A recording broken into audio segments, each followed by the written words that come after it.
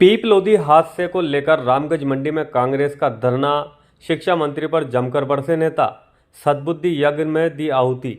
झालावाड़ जिले के पीपलोदी गांव में स्कूल हादसे में मासूम बच्चों की मौत को लेकर कांग्रेस ने गुरुवार को शहीद पन्नालाल चौराहे पर धरना दिया।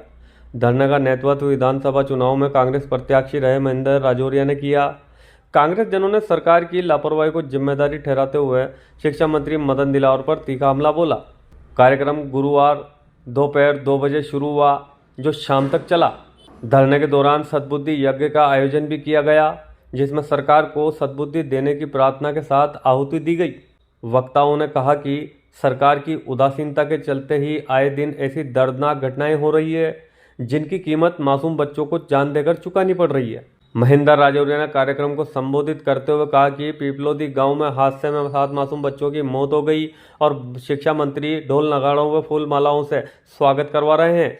वह हादसा स्थल तक नहीं पहुंचे।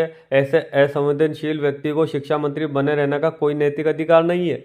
उन्होंने कहा कि प्रदेश की सरकार हर मोर्चे पर विफल है, जनता बाढ़ से त्रस्त है, किसानों की फसलें बर्बाद हो गई है और मुख्यमंत्री कुर्सी बचाने में लगे हुए हैं। पवन बाबेल ने कहा कि पीपलोदी स्कूल हादसे में 7 मासूम बच्चे काल के गाल में समा गए, लेकिन सरकार ने उनका अंतिम संस्कार तक रीति रिवाजों से नहीं करवाया। टायर जलाकर बच्चों का दाह संस्कार करना उन मासूमों की गरिमा का अपमान है। सरकार ने हादसे के तुरंत बाद स्कूल के बचे हुए भवन को भी गिरा दिया, ताकि सच्चाई दबाई जा सके और जांच न हो पाए। मैं सरकार से मांग करता हूं कि मृतक बच्चों के परिजनों को 1 करोड़ रुपए का मुआवजा और एक परिजन को सरकारी नौकरी दी जाए। सोचिए कि इनका अंतिम संस्कार किस तरह से करा जाता है। मुआवजा दिया था 10 लाख रुपए का। 10 लाख रुपए से क्या होता है?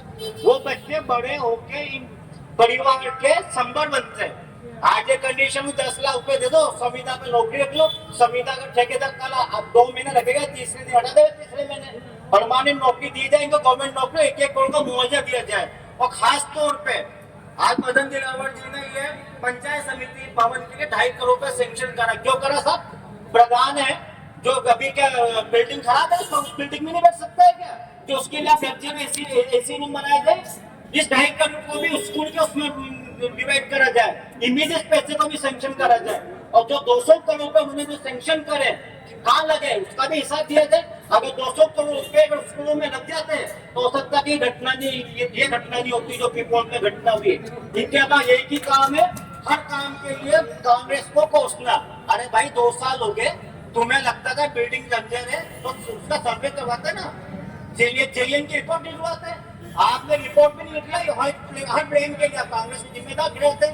उसके बाद आपने बिल्डिंग को भी ढहा दिया ताकि उसकी कोई इंक्वायरी नहीं बैठे कि कितना बच्चे दबे और किसका क्या हुआ। मेरा माननीय बदनलाल जी शर्मा से निवेदन है, ऐसे मंत्री को तत्काल बर्खास्त करा जाए, पब्लिक को सही मैसेज दिया जाए और साथ के साथ इन अधिकारियों को निलंबित देखो नहीं करा जाए। निलंबित देखो होता क्या है, 2 महीने जांच चलती है, तीसरे महीने ज्वाइन हो जाते हैं। इनको तत्काल सर्विस से बर्खास्त करने की कार्रवाई की जाती है, ये कड़ा मैसेज जावे। और हमारी डिमांड यही है कि ऐसे अधिकारी तत्काल सस्पेंड हो, सर्विस से सस्पेंड हो, निलंबित नहीं करना।